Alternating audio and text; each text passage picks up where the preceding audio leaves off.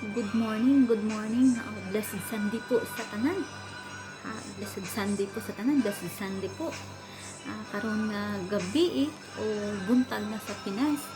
Bago po ako magtulog, mag-share muna ako ng aking verse of the day. Isa na naman pong mapagpalang gabi po sa lahat, mga kapatid ko kay Kristo Jesus. Bago po ako matulog, mag-share muna ako ng aking mensahe po. Lord Jesus, thank you for this day. Salamat po sa kusog kapagsik ni maghatag sa among mga OFW Ginoo. Wala kami mahimo wala ikaw sa among kinabuhi, Lord. Ikaw ang among kusog. Diha lamang kami naga hugot og kusog sa imo sa dadlaw nga tanan Ginoo. Lord, karon nga oras, minuto, segundo mag-share ako sa mensahe Ginoo. Imuha lamang imuha ang kabubutan ng masunod, Lord, hindi ako Lord, ang tanan akong ginapray kag ginasali, ginatugyan ang tanan sa imo nga kani nga mensahe magaukit sa tagsa-tagsa sa kasing-kasing sa tanan nga makadungog-an kini in Jesus name we pray. Amen. Hallelujah. At nun ko nga buksan ang akong nga Biblia sa Lucas kapitulo 6 versikulo 46. Aton siya nga basahon sa Ilonggo verse. Diri na mabasa na to nga ginatawag ninyo ako Ginoo, Ginoo, kag wala ninyo ginahimo ang mga butang nga akon ginasiling sa inyo.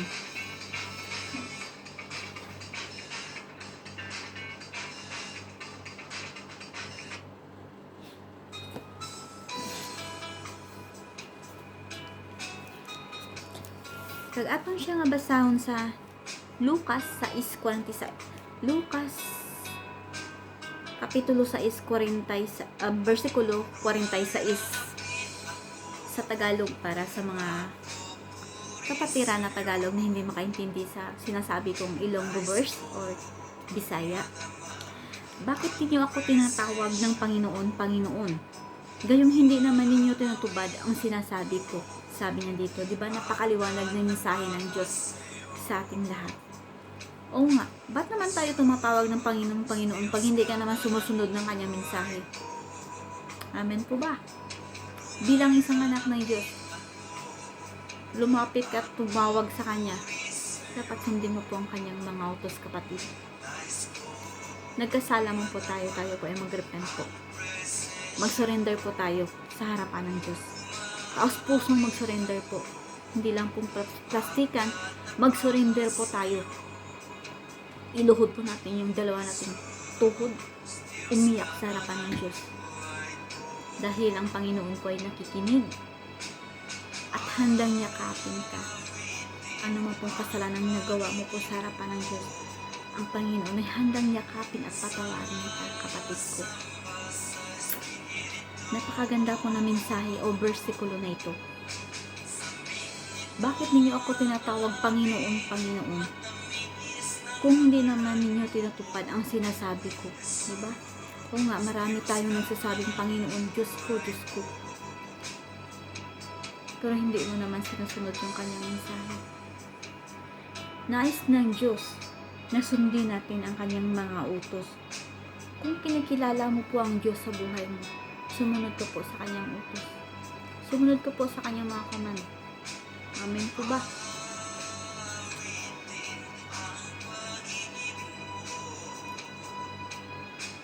Kung ikaw ay alam mo po ang kaligtasan na sinasabi o alam mo na po ang katotohanan, bakit gumawa ka pa ng mga mali na hindi nakakalugod sa mata ng Diyos? Bilang isang Kristiyano, hindi na po tayo magbalik sa dating kung saan ka nang galing. Iwan na po natin yung mga hindi kaya-kaya na mga gawain. Kung dati ikaw po ay nagmumura, yung lahat lumalabas na sa bunganga mo. Hindi ba tayo nahiya, nagmumura ka tapos yung dila, isa lang po yung dila na ginagamit natin. Yan po rin yung dila na ginagamit mo sa pagpuri ng Diyos. Mahiya po tayo sa harapan ng Diyos, kapatid. Bilang isang anak, atin na pong i-change o baguhin ang ating sarili. Dahil kapag ikaw po ay nag-accept sa ating Panginoon Jesus, ikaw na po ay isang bagong nilalang. Binago ka na po ng Diyos. Kapag ikaw po ay nag-accept sa Kanya, o sinurinder mo po ang lahat-lahat sa Kanya, ikaw po ay bagong nilalang na po. Bagong nilalang ka na po. Hindi ka na po yung isang dating parang pusang gala na pagala-gala sa kalye. Ngayon ikaw na po ay pinaka-special sa harapan ng Diyos dahil in-accept mo po siya ng personal and savior ng kapatid. Sinasabi dito, bakit ninyo ako tinatawag kung hindi nyo naman sinusunod yung mensahe ko? Hindi nyo naman tinutupad yung mensahe ko. Mahiya po tayo sa Diyos. Wala po tayong maitago sa harapan ng Diyos, kapatid ko. Nais na Jesus na sundin natin ang kanyang mga utos kung kinikilala natin siyang Panginoon. Yan po ang gusto ng Diyos. Sundin natin ang kanyang mensahe at magsisi po tayo. I-surrender po natin ang ating buhay sa harapan ng Diyos. Wala po tayong magagawa. May magagawa po tayo na sa atin pero unlimited po yung sa tao. Mas maganda yung nakakunik po tayo. Sigurado ka po kung ikaw po ay in-accept mo po si Panginoong Jesus sa buhay mo. Meron ka pong kaligtasan. Safety ka po sa lahat na oras, kapatid.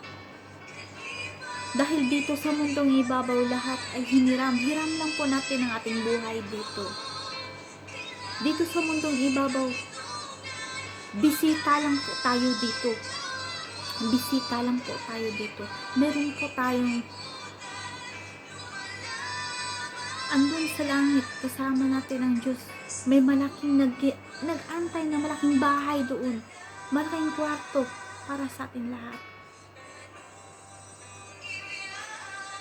Yun po ay gold. Hindi po yun masisira kahit kailan. Dito sa mundong ibabaw, aanin po natin yung pera, aanin po natin yung mga yaman natin. Hindi na naman natin yan madadala sa lupa, kapatid. Nag-iipon ka po dito ng kayamanan sa mundo. Pag mamatay ka, madadala mo ba yung pera na yan? Hindi. Hanggat andito pa po tayo, isurrender na po natin ang ating buhay sa Diyos. Isurrender po natin. Buong puso po tayong humingi ng tawad. I-surrender po natin ang lahat sa Panginoon. Kung meron ka mang problema ngayon, sabihin mo wala kang blessings o wala kang pera, wala kang pagkain ngayon. Kung ikaw po ay may malaking paniniwala sa Diyos, i-surrender mo po ang lahat at sa Diyos ka po humingi, hindi po sa tao. Dahil ang Panginoon ay gumawa, may tao siyang instrumento na para ibigay yung mga hinihingi mo para sa iyo. Yung mga hinihingi mo na gustong-gusto mo, ibigay yan ng Diyos. Pag ikaw po ay nag-surrender po sa Kanya. Pag ikaw po ay nag-surrender, yan lang po ang gusto ng Diyos. Mag-surrender po tayo. I-surrender po natin ang ating buhay sa Diyos.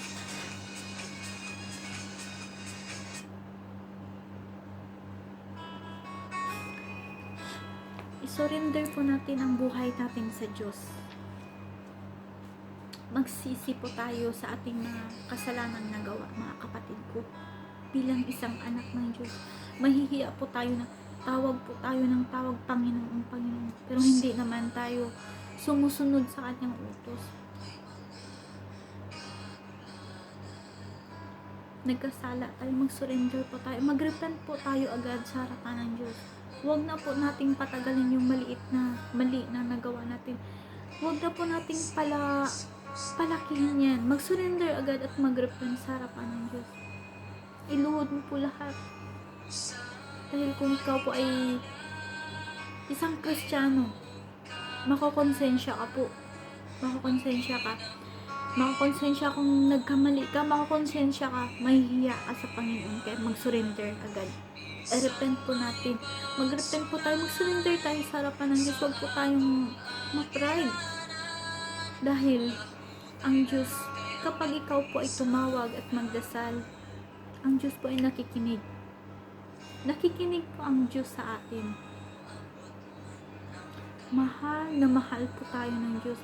Gusto niya sa kanyang pagbalik ay makasama po tayong lahat, mga kapatid ko. Kung naalala niyo po yung mga bago kong video, yung mga ina-upload kong video, lahat po yun ay encouragement po. Pag-share na mensahe para sa lahat. Hindi po para sa akin, para po sa lahat. Kaligtasan para po sa lahat. Yung sinishare ko ng mga verse po. Hindi po yung ikasikat ng channel ko, kundi gusto ko po sumikat ang mensahe ng Diyos. Hindi po yung channel ko, kundi ang mensahe ng Diyos ang gusto kong sumikat. Maraming challenge akong nakikita. May challenge na mga, yung tahong ni Carla, may mga challenge na ganyan-ganyan, yung mga sa TikTok challenge na yan. Pero ako, iba naman yung challenge ko dito sa channel ko. Yung challenge ko po ay magbasa po kayo ng Bible araw-araw, magdasal po tayo, i-surrender po natin ang ating buhay sa harapan ng Diyos. Yan po ang challenge ko po. Hindi po yung sayawan dito, sayawan doon. Hindi yan po yung challenge ko. Yung challenge ko po, yan po ang challenge ko sa lahat. Magbasa po tayo ng Bible. Mag-repent po tayo. Mag-repent. Sa panahon ngayon, malapit nang dumating ang Diyos. Hindi na po natin kailangan maglangay-langay pa. Hangtod nga mapagsik o lagsik ka pa. Bintras nga bata ka pa, isurrender nimo ang imong kabuhi sa Diyos. Isurrender na atong kabuhi. Wala tayong mabuhat kung walang Ginoo sa atong kinabuhi. Ang tanan nga nakita nato aming kalibutan na tanan temporary lamang. Kita mamatay, hindi nato madala na sa atong pagkamatay ng kwarta na ng mga tanang gadget.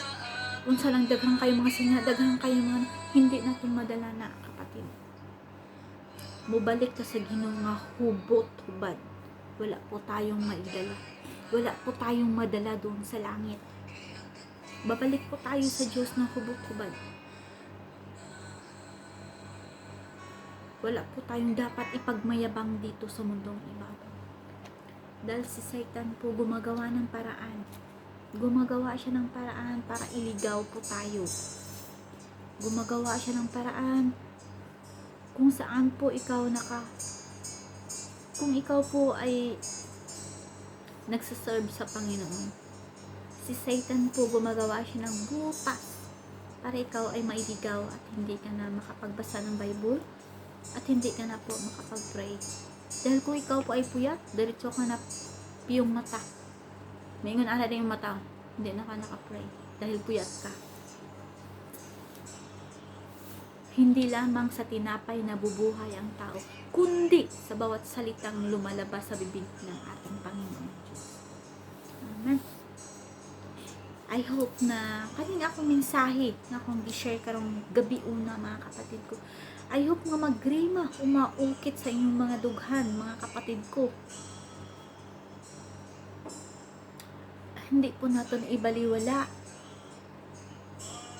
ang nag-share sa mensahe, no? Hindi po natin i-snub ang mensahe sang Ginoo. Kaysa sunod nga mga adlaw magmahay ta, kanang wala man ta na minaw. Katong mga nag-share og mensahe sa Ginoo. Kay walay pagmahay nga nauna. Walay pagsisi nga nauna, hindi sa ulahi ang pagsisi. Ha? Tandaan ninyo na, mga kapatid ko. Kung ano mang problema ngayon, nga meron ka hinaharap mo ngayong problema. Lahat po yan ay trials po sa atin. Kung gaano po tayo ka-faith. Kung gaano po tayo ka-faith. O gaano ka gatuo ka sa Ginoo, nga dako kayong pagtuo. Gamay nga problema hindi nga matumba. Kay tungod ang Ginoo, dako kayong Dios nakakita sa atong tanan. Kung dako ang imong pagtuo mo, salig ka sa Dios.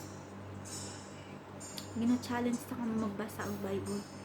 Kay diha sa Bible makita niyo ang promise ni Lord. Daghan ka siyang promise sa atong tanan. O galion naton sa pagbasa og Biblia, mga kapatid ko. Challenge ko kayo tanan. Kaning makakita og video nga ni makapaminaw ani, gina-challenge ta mo magbasa og Bible.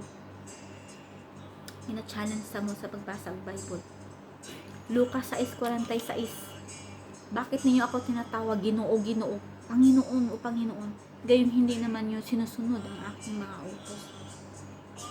Napakalaking question yan sa harapan ng Diyos. Oo nga, tawagan ng Panginoon, pero hindi ka naman kasunod sa iyang sugo sa imo. Wala ka nagapaminaw sa iya, gahi kayong pukag ulo. Oh Lord Jesus, ngayon na po tagpasaylo sa aton ng Ginoo. Karon pa lang nga naapata diri sa lupa, mo serve na ta sa Ginoo, mo salig na ta siya, i-surrender na to atong kabuhi. Unsa pa man imong ginahulat? Ka na mamatay nga hindi ka na makabasa og Biblia, kag wala ka nang kabati, kag hindi ka na nakadungog sa mensahe nga gina-share sa imong mga kapatiran. Ayaw intaw isnab ang mensahe sa Ginoo. Kay karong takna ang Ginoo nagapanuktok sa imong kasing-kasing, kapatid ko. Gusto sa Dios sa iyang pagbalik, makaupod ka niya sa iyang ginharian. Sa iyang pagsikan ka, sa ikaduha niyang pagbalik ang Ginoo, gusto niya tanan, kita tanan, madala niya sa iyang ginharian, kapatid. Hindi dito sa, gusto mo maadto ka dito sa impyerno, katong galagablab kayo kalayo, dari pa man gani sa kuwait nga init kayo, mayon gani pating inita, unsa pa ka akong sa impyerno ka matupa, Diyos ko. Mga nang time ng parte na nimong siyaok dito, dari pa lang gani sa duta, ang parte na kainit, gareklamo na ang tao. Ano pa yan kung sa impyerno? Ang impyerno matuod ina kung ka mo nagabasa o Biblia. Nadiritanan ang promises ng Ginoo, daritanan. Kaya sa sini nga makakita kang magapamati aning video nga ni, gina-challenge sa kamo sa magbasa sa Biblia. Gina-challenge sa kamo tanan. Read the Bible every day. Prayers on worship. Ang Ginoo, palangga kita tanan. Hindi mo pa nakilala ang Ginoo, pero palangga ka na sa Diyos. Hindi mo pa siya nakilala, pero ang Ginoo kilala ka na niya. Hindi mo pa siya love, pero ang Ginoo love ka na niya. Bisan usapan ng imong gibuhat, palangga ka sa Ginoo, kapatid. Amo na magpalangga ang Ginoo. Grabe siya. Bisan lain na kayo na ato mga gibuhat sa mata niya, pero palangga kayo kasing Ginoo. Tungod ang atong Ginoo, love. God is love. Kaya bawal i-delete na nato ng hindi mga maayong kinabuhi. Kaya kung atong gi-accept nga atong Ginoo, isa na kita sang bag-o nga anak niya. Amo nang ginatawag nga born again is a chance of life. Hindi po na siya simbahan, mauna siya ang pagbago sa kinabuhi. Hindi na siya simbahan. Ang born again, amo na siya ang pag-chance of life. Ginbago ka, gitaw kaliwat. Hindi nga ginbata kaliwat o ginana kaliwat. Gitugmaw ka sa tubig, kagin sang Holy Spirit. Holy Spirit, gibaptay ka sa Holy Spirit. Mao na siya ang born again, chance of life. Hindi po ina simbahan, pagbag-o sang kinabuhi, kag pagsunod sa atong Ginoo. Mula na ang ako niya share karon nga gabi una, mga kapatid ko. I hope na magrima pa ang mensahe ng Diyos sa atong tanan, na ang Ginoo karong taknaan niyo to nagapanuktok sa inyo kasing-kasing. Kag gina-challenge ta kamo tanan sa pagbasa sang Biblia. Kung may mga Bible kamo, kung wala man kamo Bible, kung halos tanan may cellphone na, install kita sang Bible app sa ating cellphone, kag ato na kubion, Aton i-search Lucas 6:46, basahan niyo. Wala ko gabinot, wala po ko gabinot-bot ha.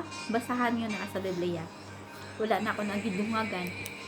Akong ra po share ang mensahe sa Diyos para sa tanan. Thank you, Lord. Hallelujah. Tayo po ay manalangin. Hallelujah. Hallelujah, Jesus. We praise your name. Hallelujah, Lord. Lord, salamat sa mensahe nga imong gi-share sa tanan, Ginoo. Salamat, Ginoo, sa kaalam nga imong gihatag sa ako. Ginoo, wala ako mahimo, wala ikaw sa akong kinabuhi, Lord. In Jesus' name we pray. Amen. Blessed Sunday po sa tanan. Kag sa mga OFW diri sa Middle East, bisan sa diin sulok sa kalibutan, blessed Sunday po sa tanan. Good night na po. Ako na po ay matulog. I love you with the love of the Lord. Bye, bye, bye, bye. God bless all. Blessed Sunday.